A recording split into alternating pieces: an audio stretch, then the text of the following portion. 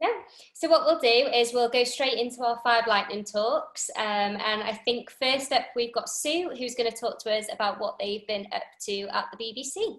So, yeah, my name's Sue, and I'm a UX designer, and I'm working at the BBC, and I'm currently working in the Voice and AI department.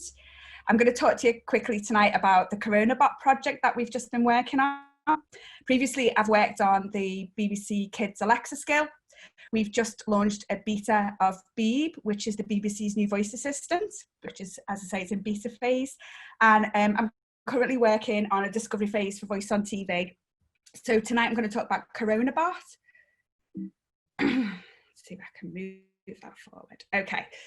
So this project actually came about because of the pandemic. We just launched the BBC voice assistant Beeb, like I said, and we had some internal tools, which were like a simple Q&A interaction model. So we were thinking, like, can we utilize this elsewhere on different voice and AI, like use these tools to serve as voice chat and messaging platforms. And coronavirus actually was an unfortunate opportunity for us to help validate the value of this, of a new single source knowledge base, and also whether we can test those Q&A interactions. So why did we do it? Well, people were turning to the BBC News and submitting lots of questions across various touch points across the whole of the BBC News estate. People were frightened. It was such a fast-moving time. The rules were changing, and as a public service broadcaster, it was our duty to help inform. And we were trying to respond to the most pressing and frequently asked questions. It was also an opportunity to test audiences' appetite to see if they wanted to consume news information in a different way, a new way. And we wanted to understand, could editorial colleagues maintain the knowledge base regarding coronavirus? Like each day we had the daily briefings. Was it possible for them to maintain that as things move so quickly? We launched on Facebook Messenger chatbot because it was our quickest route to market. We had an existing BBC News Facebook Messenger in place, but we literally just hijacked it for the CoronaBot. And there was a dedicated team assigned to it from product, engineers, UX, and journalists. So what were the challenges? Well, Corona, obviously, like the lockdown, but we had to get it out the door for it to be worthwhile and of any value. Like, we did not want to miss the boat to provide that service. I've got conversational design experience, but I've never worked on a chatbot before. And all platforms are slightly different. So there was a steep learning curve for me and others on our team. Also, like, what did good look like for this project? What metrics would we be using? Did we want to keep people in the chatbot for them to engage? Or actually, did we want to signpost them to elsewhere, to BBC News pages? Or also we worked alongside NHS, so we would send them to NHS as well. So what did good look like? What were our metrics?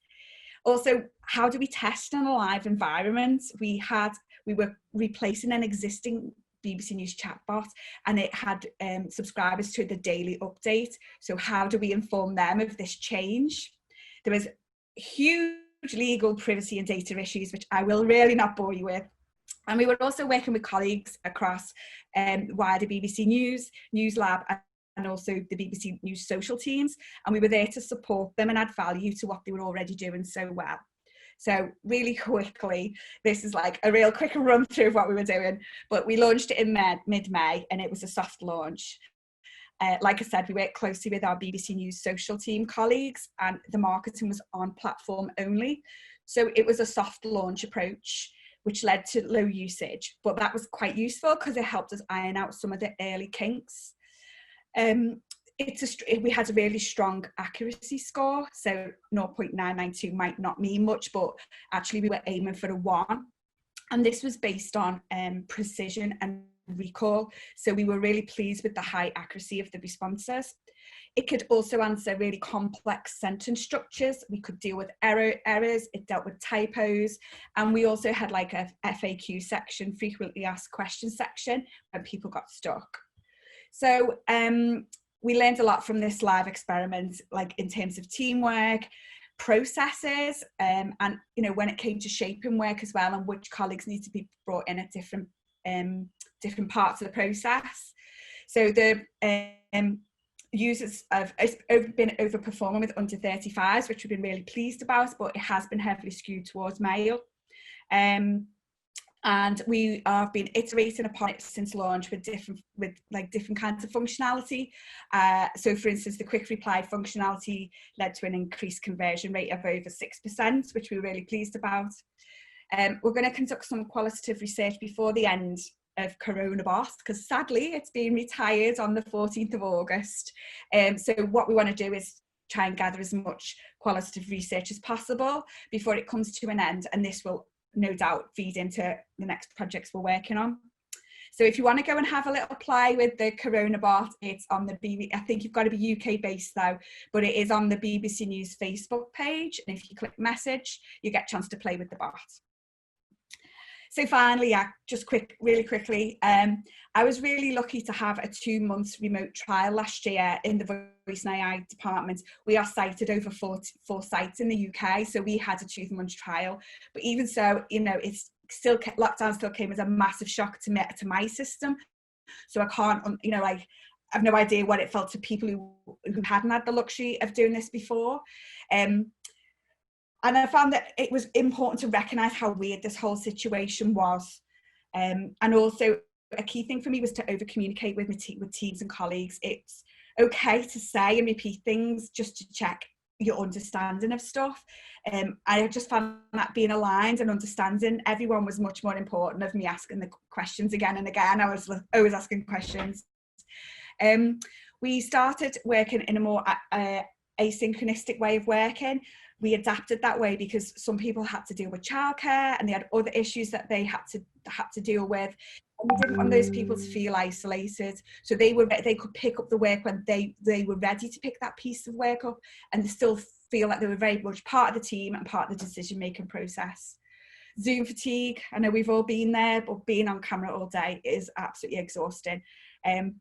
And we implemented some daily tea breaks with our teams and our colleagues. They weren't compulsory, but if you just wanted to dip in for the 10-minute break and have a brew at 3 o'clock, like, you could do, which was really good actually. And you know, I've formed some new healthy habits, not just to do with work. I've taken up running again, and I'm on Duolingo. I'm on like a 127-day streak or something. But the main thing that I've really thought was, I do really miss seeing my colleagues in person. So that's been a key thing for me. So I think when we go back to work, I'd like to mix it up if it's possible, because I do miss that social interaction with people. So that's me. If you have any questions about Coronabot, because I know I've flown through it, just send us a tweet or DM me, or I'm happy to chat more about it. And I'm going to hand over to Lynn. So thanks. Can you see my screen? Yeah. Cool. Okay, so I'm going to talk about work-life balance. I know that we'll all have been on different journeys through lockdown, and obviously everyone will have had a different experience, so I'm only going to talk about it from my own perspective, obviously, but some of it might resonate with you and some of it, I guess, might not. So I'm Lynn, I work for Yodel. I have been working from home since the middle of March. I'm also, and on the right here is Paul, my husband, and my daughter, Amy. Both Paul and I have been working from home full time. So we've been trying to juggle kind of being homeschooling and childcare with working. And that's been, well, not that easy, but we've been doing our best. So I think I've written this very much from the point of view of a parent who's trying to look after a child as well as work. So some of the challenges that I've faced is, particularly at Yodel, is not always being available. So that the culture at Yodel, if someone has a question, they want an answer quickly, particularly if it's a developer, because if they don't get an answer, they might become blocked. And we work in an agile way, so we're all used to kind of responding very quickly to things. I guess that's probably true of most workplaces. I've been quite worried about my own performance at work because I've not been able to give it 100% along with my childcare responsibilities. So I've been worried, am I not doing a good enough job? You know, I'm not doing enough stuff. Am I going to get in trouble? Obviously people recognise that we're in a strange situation in lockdown and the allowances are made for that, but I've still been worrying about it. definitely had the feeling not doing anything very well, not necessarily doing my job brilliantly, and not necessarily being a great parent. I think on like the second day of working from home, found Amy wandering around the house crying because both Paul and I were on calls at the same time.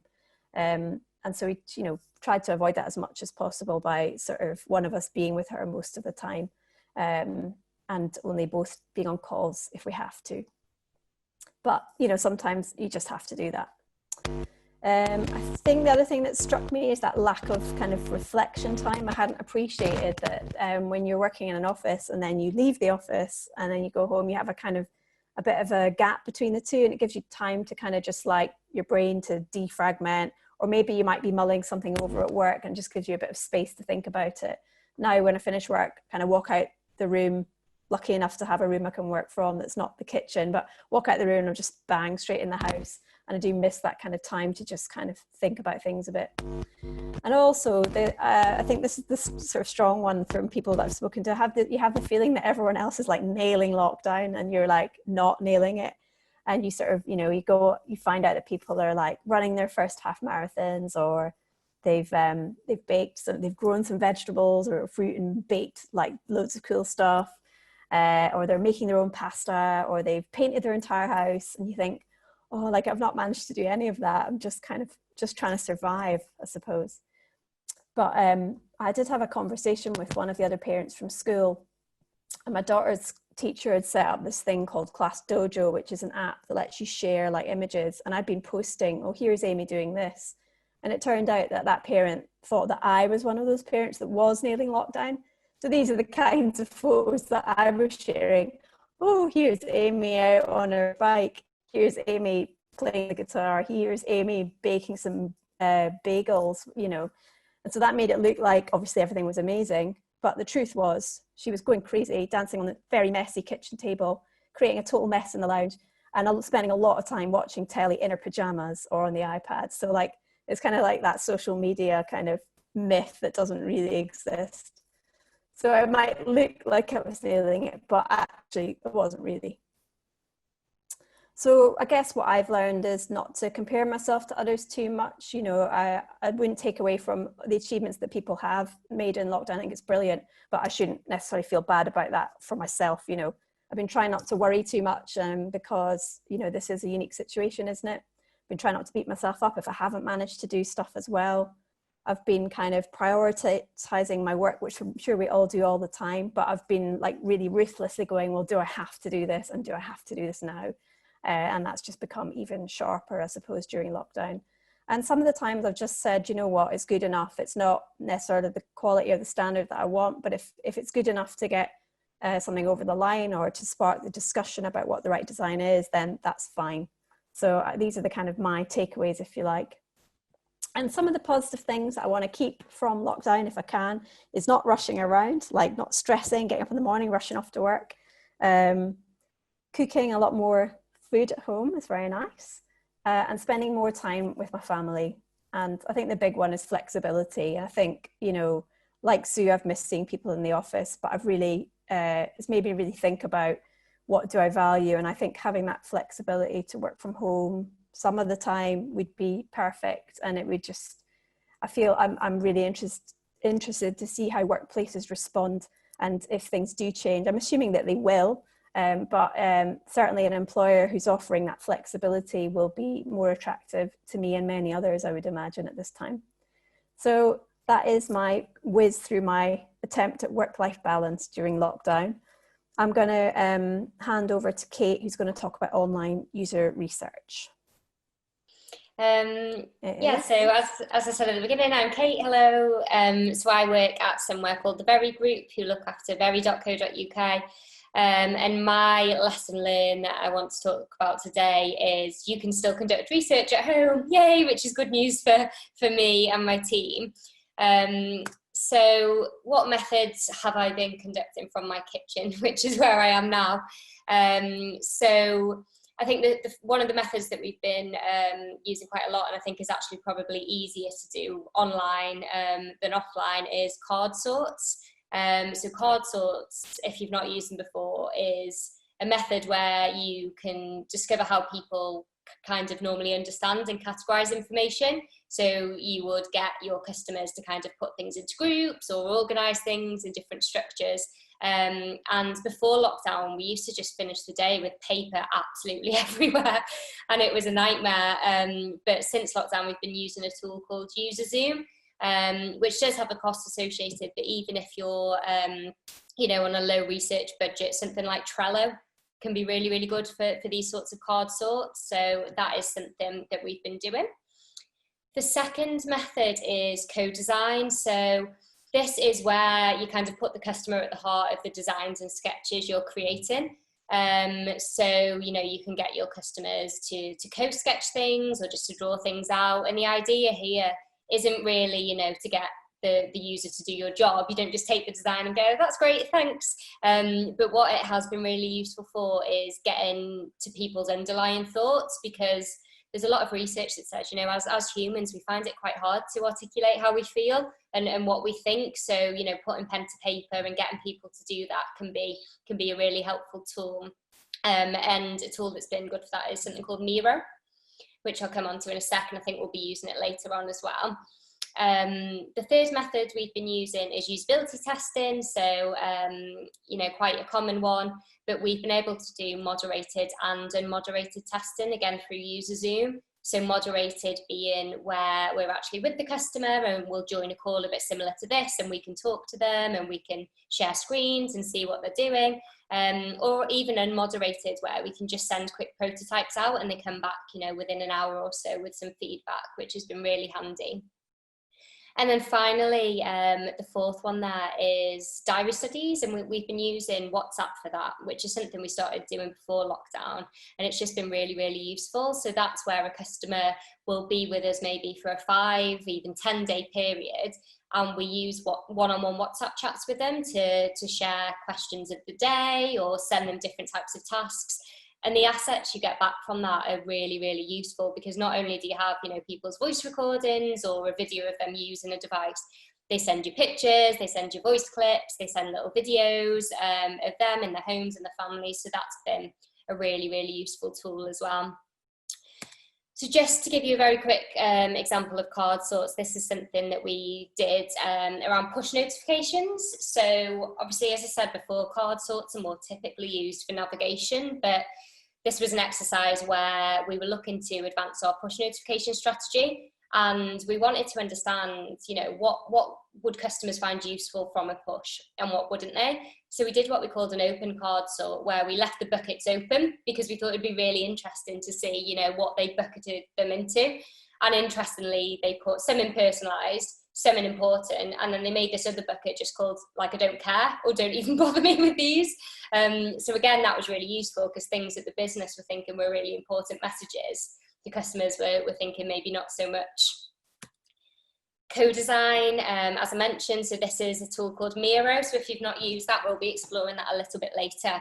But it's really, really good for online collaboration. So on the right-hand side there, you can see some of the designers' mock-ups that they've been kind of uploading, and they've been putting them onto this board as they're working. And you can see that the team's been able to add notes and comments and kind of talk to them and flesh those ideas out as they're going.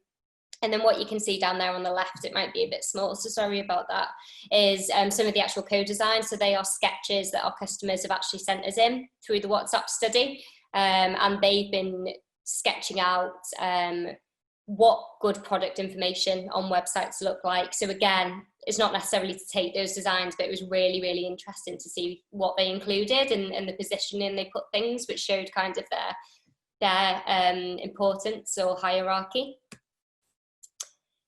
So how do we get people bought into remote research? And this has been another really important thing. So not only have we had to adapt remotely from the research, how you actually play research back has been really, really tricky, because you can't just kind of, drag people into a room or play it back. So we've been doing these 3 things to really help land our research message and make sure any research we're doing is getting to the right hands and the right brains as quickly as possible. So the first thing we've been doing is co-analysis. So these walls might look familiar for anyone that's done non-remote lab testing in the past. So we used to, at the end of a lab day, just have a wall absolutely plastered in post-its, and it took a lot of grouping and affinity mapping to kind of get them all collated. What we found during lockdown is using a tool like Miro has actually been perfect, because people can dial into the research, watch it live, but then we've been able to set up a Miro board where people can add their notes and thoughts as they go along. So not only does that kind of limit duplication, it's also meant we can control the type of notes people take, so we can ask certain questions on the board and direct their thinking, which has been super handy. The second thing we've been doing to make the research land is insight drops. So anyone with tight research timelines has probably experienced, you know, as you're completing your research, the designers or the developers are already going, and you're feeling really rushed and that you have to get the research done really quickly. So rather than waiting until the end to present back, we've been dropping insight as we found it through Slack. So you can see an example here where one of our researchers has literally just been dropping information as he goes and analysing as he's gone, which has proven really useful. And then it's caused lots of good conversations on Slack. And then finally, a bit of a controversial one, but we've killed the PowerPoints, and we did a bit of research on our research methods, and we found that the researchers were spending a lot of time creating slides, which then again meant the insight wasn't getting into the right hands quickly enough. So we've developed some research reports, and you can just see a very small snippet there, where it just very, very simply breaks down, you know, what was the key insight, why does that matter, what does it mean? And we've been using that through our Confluence, which is where all our squads are working to kind of streamline things, which has been really useful. And then finally, just in terms of, you know, what are the benefits we found, there's absolutely loads. So doing the research remotely has obviously meant, similar to this actually, we can reach out to the world and we can speak to customers anywhere, and we've got absolutely no limitations there. So, you know, the inclusivity of our research has grown massively. The second benefit I'd say is customer comfort, because just like, you know, we're working from home in our PJs, they're able to you know, take part in the research from their own homes. They're not having to travel, and you know, that potentially makes them much more relaxed and much more comfortable. Inclusivity has been a really good one as well. So our lab only used to hold 15 people at a max, and that would be very, very hot and sweaty if it was a full room. And you know, everyone can now dial in or watch via links and keep up on Slack. So that's been a really great learning. And then the final two, you know, for the stakeholders around the business are obviously really important. So the quicker turnaround times has been really interesting, because you're not having to kind of, you know, do as much recruitment, or the analysis has kind of been easier with the Miro boards, and cheaper as well, because obviously you're not having to kind of fund people for their travel costs, and we've got tools in place that can help us to do that cheaply and quickly. So yeah, overall, lots learned. Feel like I've rushed through that really, really quickly. But again, if you've got any questions later, be more than happy to talk about them. And on that note, I'm going to hand over to Suze.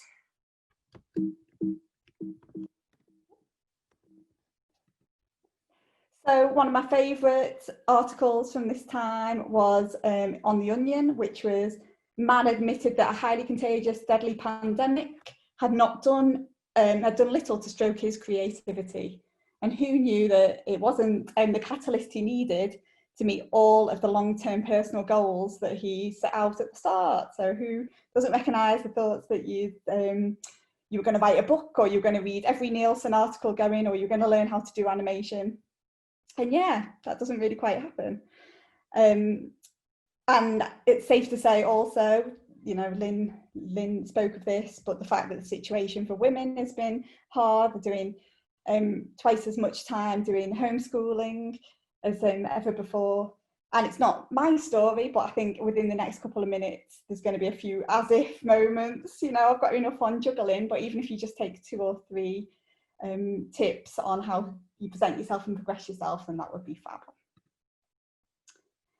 So the first thing is, how are you presenting yourself? How are you showing up to meetings? So this is my Lazy Suze Sunday afternoon Lazy Suze. I think if anyone was to ask me if they would believe me when I said, yeah, this project sounds great, I'm so excited, when I'm in my Lazy Suze mode, then that's not going to land well at all. So think about how you're turning up to these video calls, think about your body language, maybe stand up for a change rather than always being sat down. And you know what, if there's just some times that you can't face it, then it's a video off situation. You're happy to be there in verbally, but you can't be seen. I think that is totally fine. There's a lot to be said for still being seen and being heard. So it's not all about I'm doing this and I'm doing that and like bigging yourself up, but it is about still talking about who you're working with, how you're spending your time, and turning up to team coffee meetings or just trying to be there and be a presence. It's still really important for people to see you do those sort of things. In terms of timing, I've realised that some of my colleagues cannot function before 11 o'clock. Some of my colleagues are better at 6 in the evening. I'm absolutely good for nothing after about 3:30. So it's been a really good time to say, when are your energy levels best and how can you use your time the best? And it's also a great time to be more directive. So if you do need things, I think people are so much more open, you know, ask for your PDRs, ask for reviews on your work, ask for the vision of the company you're working for and how that's changed over this time. And any opportunities to grow still. Don't say that, you know, this is a stagnant time, I still want to grow. And it's a great time to direct your team on what you want outcomes to be still. I think people are looking for clarity, they're looking for clear direction. And when you're away from work, how honest are you about what you're juggling? What are you saying on social media? Is there anything that you can be blogging about or making social connections about this experience and just being totally honest and transparent about it? Then how are you communicating? We've talked about Zoom fatigue. There's a little bit of getting a bit slacked off and there's a little bit of email snails. So be creative about how you get your work across. Video walkthroughs are my absolute new treat. Just to take the pressure off doing it live, it's really great just to video and talk through as you would in a meeting. We've been using Mozilla Hubs, which is an area where you can have avatars in the world, and our little team meetings are happening there, which is geeky but fun. And then actually a simple phone call has been going a long way. In terms of what your team wants, what format do they want to have their meetings in? Does email work better than Slack? What's the frequency? And what's the main content and the message you want to land? And where's your energy going in doing that? Are you spending a lot of time persuading or questioning or checking or probing? I think you've got to be flexible about how you communicate depending on what you want to get out of it, with the ultimate idea of being, what's your message, who's your audience, and what's the purpose? And now more than ever, with energy levels being so fluctuating, it's a good time to look at that.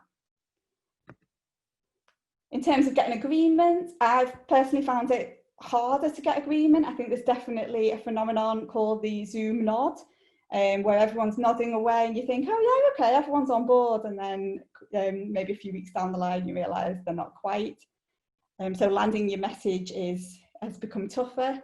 But I think to mirror what Sue said, there's things about being comfortable with being repetitive, setting up different meetings for different people, having little 15-minute chats on top of a 1-hour presentation meeting, and just really being creative and flexible. And then also, it's amazing, like the pressure of having this polished thing is removed. We can be so much more human. We can show lots more work in progress and show our real lives. And I think it's a great time to give your direct reports a chance to do their own things. So the amount of conferences I've been on where they've said, this is my first time presenting like this. And the moment someone says that, everyone relaxes and you're like, yeah, been in that situation, I know what you mean.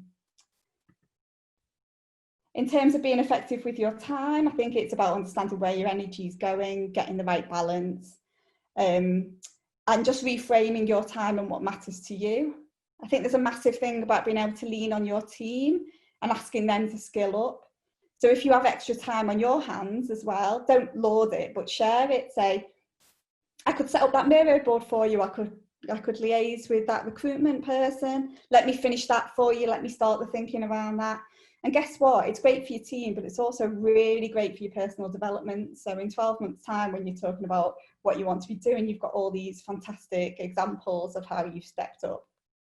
And just think about where you get your energy. So is it through getting stuff done? Is it through working with others?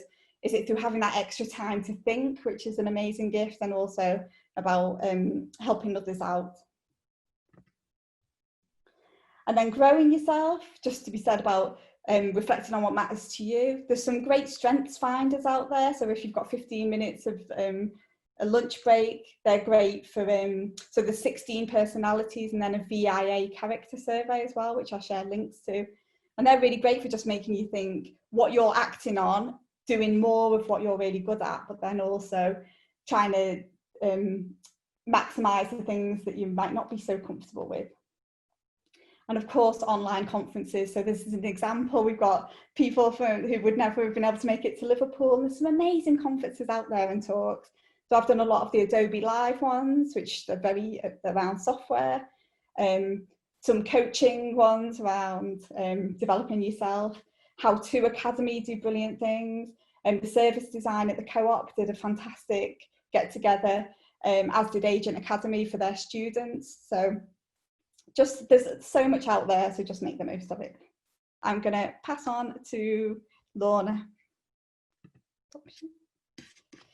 Okay, great. So yeah, I'm just going to talk a bit about running workshops online and how we've been doing that during lockdown. I'm at, so I'm Lorna.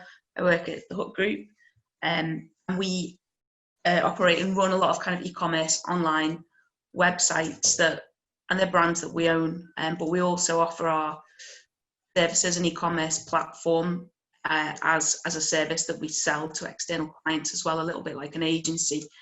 And just mentioning that because some of it's a little bit relevant when it comes to some of the slides here. So yeah, running online workshops. Now, as a UX designer or UX researcher, running a stakeholder workshop is an integral part of the UX process. So that's something that's really important to us, something that we use to get engagement with our stakeholders, get buy-in, uncover any additional requirements that we don't know about, and just get that whole kind of relationship building going with our stakeholders as well. Usually, so the picture up there on the left, that's the kind of environment you imagine when you're in a collaborative workshop with stakeholders. It's interactive, you're all face to face, we're in a room together, and we've got this kind of idea that it must be like this, that's the best way of doing it. And so I was working on a project, I had to start on a new project fresh during lockdown, and then suddenly you find yourself, I was thinking, wow, I've got to the stage where I'd normally be booking a room in work and inviting all my stakeholders and other designers. How the hell am I going to do this when I'm just staring at the corner of a room? So what we turned to was Miro, which we've already talked about a couple of times. I think we need to reach out to Miro and ask if they'll sponsor us for the next another event maybe. But it's a really useful online tool. It's kind of an online whiteboard. It's got lots of features. Multiple people can be logged in at the same time. You can draw shapes. You can type. You can see who else is logged in. You can see everyone's kind of mouse and cursor moving around the screen at the same time. It's got a good free offering. We don't have a paid for account at THG at the moment, because we've also got InVision Enterprise. So InVision is an online prototyping and browser-based piece of software that a lot of people might be familiar with working in UX. And we've got the enterprise version of that, which has a very, very similar feature in it to Miro. So during lockdown, I guess these are both tools that we were using a little bit as a team. We'd kind of dabbled in them. We'd never really kind of full on used them for a workshop or any other kind of collaborative event, because we'd always just gone to that, go to where's our comfortable space. It's a workshop where we're all together. That's how we're going to get the best output and the best engagement. And what we found was, running these kind of things online has had additional benefits that we didn't realize would come out of it. And then, when we kind of, eventually get back into the office, I think we're going to turn to these kind of online tools, just when we don't need to. I mean, for example, we're based across 3 different office locations in Manchester, and some of the client partners that we work with, those external clients, really is globally. They might be in Europe, some in the US. when we're running a workshop online, it enabled us to include those stakeholders. They're miles away, they wouldn't have been able to join otherwise. We'd just be on a kind of disembodied conference call or sat around a desk with a voice coming out of speakerphone. You can see on the kind of screen there, I've just taken a screenshot of one of the workshops I was running. I kind of started up in the top left there with an agenda, and I broke everything down into kind of like a time section. So in terms of planning, in my experience from doing it, I found like that was quite good for keeping everything time boxed. It's something that we do normally in a physical workshop as well. Let's do a round of intros. Let's set the scene. Here's the problem. Here's the project that we're working on. Here are the examples of what we've got on our site today versus any competitor research that's out there. Then, kind of in this workshop, I guess the normal UX practice is to an exercise called Crazy 8. It's very standard. Sometimes it's called 6 Up, where you just have 6 panels, and again, it's a way of getting stakeholder involvement, buy-in, engagement, and get them all sketching. And so this kind of like crosses over quite a bit with what Kate was talking about as well. And so we can sketch and draw in the online design tool, or because I knew quite a few of my stakeholders might not have been super tech savvy, and when you're drawing in a browser as well, sometimes that can be quite difficult. I just literally said, can you just take out a pad? I told them to come to the workshop prepared with like a pad and a pen, and just draw out your design in front of you, take a photograph of it. If they'd been able to log into the Miro board, they could just upload it straight there. Or I said, if people are having technical problems engaging with the Miro board on that level, and then just WhatsApp it to me. So I guess like another message there is to just make it work, like use a kind of all the kind of tools that are available to you to make something happen. Don't it could have been a stumbling block that not everyone in my session could log into the Miro board. This was kind of done on Miro, Microsoft Teams and WhatsApp, and it just worked really well. You can see on there as well, we did some dot voting, and so everyone uploaded their sketch. We went around and talked about each one, and then we did like a round of dot voting, which is kind of another standard UX kind of tool we can use. And so go on to the next slide, perhaps. Actually, okay, so this is a short video clip of another session. So we found the online collaboration tools not just useful for online workshops, like design workshops, but even kind of team activities. We hosted a UX away day online. It was a home away day, we called it. Some kind of home and away soap opera joke in there somewhere, but this was a team retro we did, and this was in the Envision kind of online collaborative tools called Envision Freehand. And you can just see there the kind of, even though we're all sitting at home at our desks, it was really engaging for people. You could all feel like you were kind of together working on something at the same time in real time.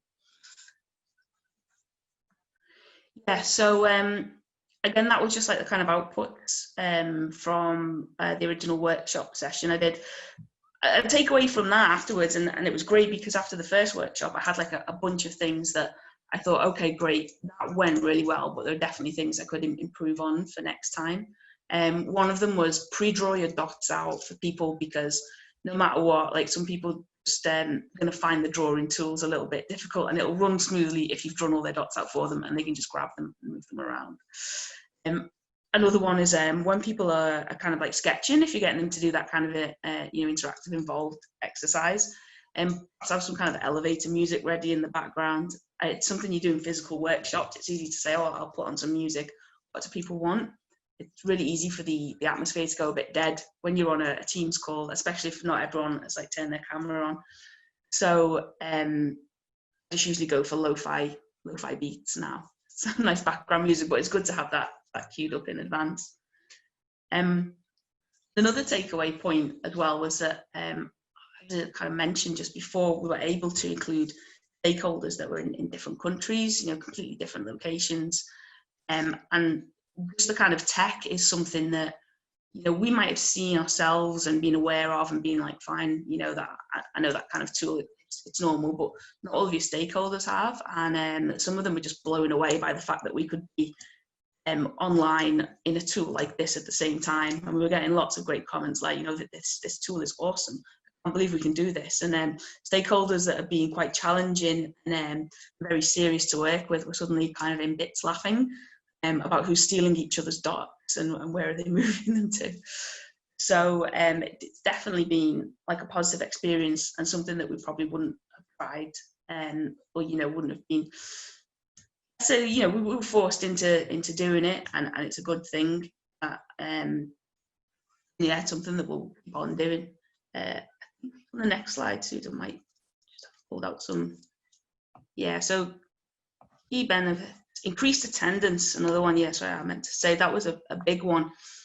Usually, finding our work, it's hard to get stakeholders' time.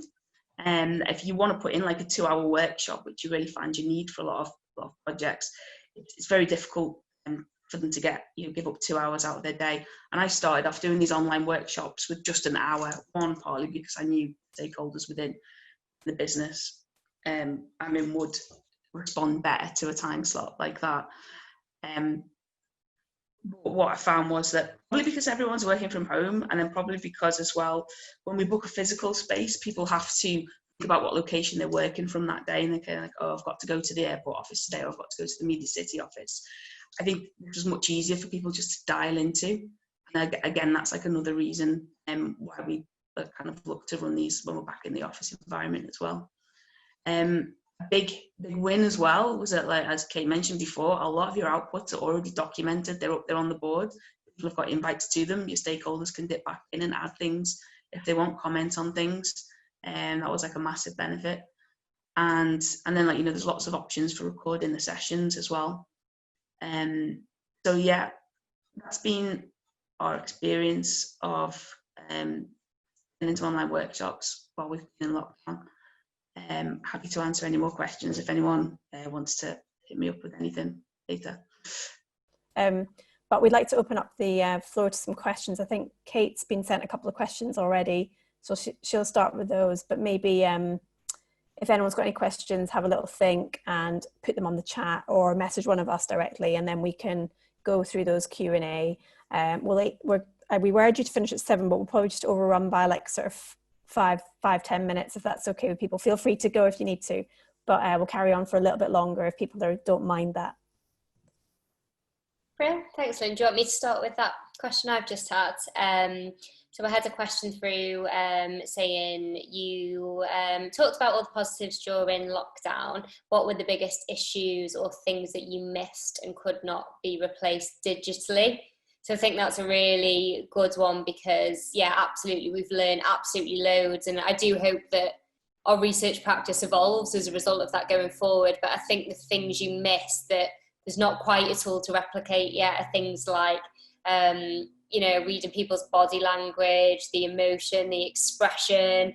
That face-to-face just isn't the same on a screen. And I think it's been proven that our brain trigger different things versus a screen because it's a 2D image versus the actual chemistry of being with someone. So I think that's been the hardest thing. We've tried to do little things in the task that we wouldn't face-to-face, like maybe asking people to put an image on the board that represents their emotion throughout the journey, or small things that can help try and replicate that. But I'd say for me, that's been the hardest thing. And I think someone clever will make a tool that allows you to do that, or maybe we'll be doing it in VR in the future or something. But that's been the hardest thing to replicate for me. I don't know if anyone else has got a build on that.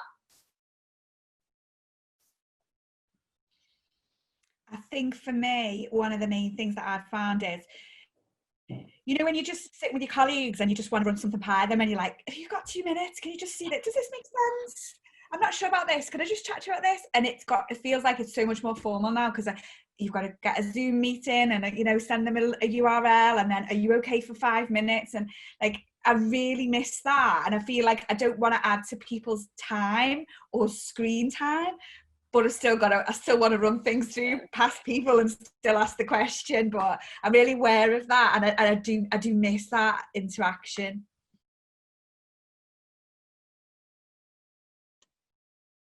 Well, there's another question just popped in there. Has anyone ran any team building exercises that have worked well to keep a positive team morale? I'd love to answer that one, if that's okay.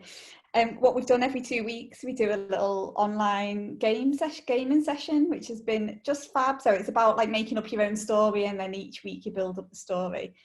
And it's, you know, obviously in between doing that task, you have chats about what's happening in everyone's lives and stuff. But to make that 2 hours of time together every 2 weeks, and to be able to look back on that, you know, 12 weeks later and say we've developed this, has been a really, really good thing. And we're also looking at how we are doing our personal development reviews with people. So it's, you know, because it feels so less personal, we're thinking about what we're going to send in advance to people to fill out, and whether there are some more sort of personality surveys we can do to really get like needle into people's values and how they reassess what work life means to them after this time. And I know Lorna's done an away day, but we did a whole day away day as well. It was a summer fair, all on Zoom. Hopefully not too much Zoom fatigue, but I can share all the activities with you because it really was good. Awesome. Couple more. So another question: do you find stakeholders miss artifacts when you share quick, minimal research? Does it have less impact when they don't see the use of video, for example? So I guess my thoughts on that are, it depends who you're trying to influence. So sometimes we'll have pieces of work where, you know, you really need to influence someone that's not bought in, or you're trying to get it in the exec, or you're trying to get, you know, something prioritized. And I think that's where we'd probably do more of the customer videos and create the big story, and we absolutely would create slides for that. I think where the quick and minimal stuff works really well is because we work in project squads. Our outputs going straight into designers and the devs, so we're not really needing to influence as much as some of the other things, because it's all about just getting it through that project cycle as quickly as possible. So that's been my experience. I don't know if anyone else has got any builds on influencing stakeholders.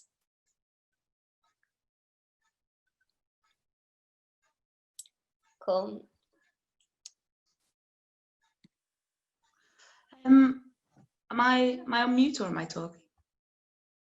Classic Zoom moment. Well, okay, yeah, I guess I was going to say one thing that we've always noticed that really kind of hook stakeholders in. I just like short video clips, and sometimes it doesn't, you know, I think we've talked about moving away from, you know, creating PowerPoint slide decks, which is very time consuming for us as well. Yeah, if there are any just like short snippets you can just throw into a kind of a short slide deck. I think we've always found that, you know, you can put like a slide deck together, it's got like tons and tons of information in it, and then they can see a clip of one person having a problem, and then that can just totally kind of flip the stakeholders' point of view. So, you know, it's about those you know, those pieces that really kind of hit with them. Okay, we've got a couple more questions here. One for Kate. How did you get recruits for the diary studies while being remote? Yeah, so we've got two different routes really. One, if we're using our customer base, we're lucky to have quite a large customer base. So we've got a pool of those that are opted in for research. So we're able to send them like a have your say type email that goes out, and then people can opt in. But if we're needing a smaller sample and maybe we need a mix of non-customers as well, we use a recruitment agency. So we use someone called Angelfish, but I know there's loads out there. And they're able to help us recruit the right type of people, and that they can build screeners. So for the diary studies recently, we've used them because we needed non-customers as well. Okay, and then we've got one for all. Has the customer's interaction and behaviours massively changed due to lockdown? I can speak from a Yodel point of view that I mean, Yodel delivers parcels. It's not suddenly doing lots of random other things, but it did get involved with delivering like the home testing kits for COVID. And because people were at home and still are at home ordering a lot of things online, Yodel's sort of service levels went through the roof. So it was like it was Christmas all the time with the amount and the volume of parcels that were going out and being delivered. So we also had to recruit some taxi drivers to help with delivering stuff down in London. So that was an interesting challenge, that how do you bring a group of people who are used to kind of taking people from one place to another, how do you kind of immerse them in this new world of like parcel delivery and all the jargon that kind of goes within that world. So it has changed shape for Yodel quite a bit, but the fundamental interaction and behavior of ordering something and having it delivered hasn't really changed. But maybe someone else can say something about this. We just had like sales of hot tubs and barbecues going through the roof at about 120%. We've been sold out of hot tubs for the last 3 months. So our new customers changed. We got a lot more people come into the site, obviously, because the shops were closed, and the mix of items people were buying changed. So everyone stopped buying clothes. No one cared about that anymore because they were in the PJs, and everyone started buying gaming consoles, hot tubs and barbecues. So did I. And we delivered a lot more wine as well during lockdown.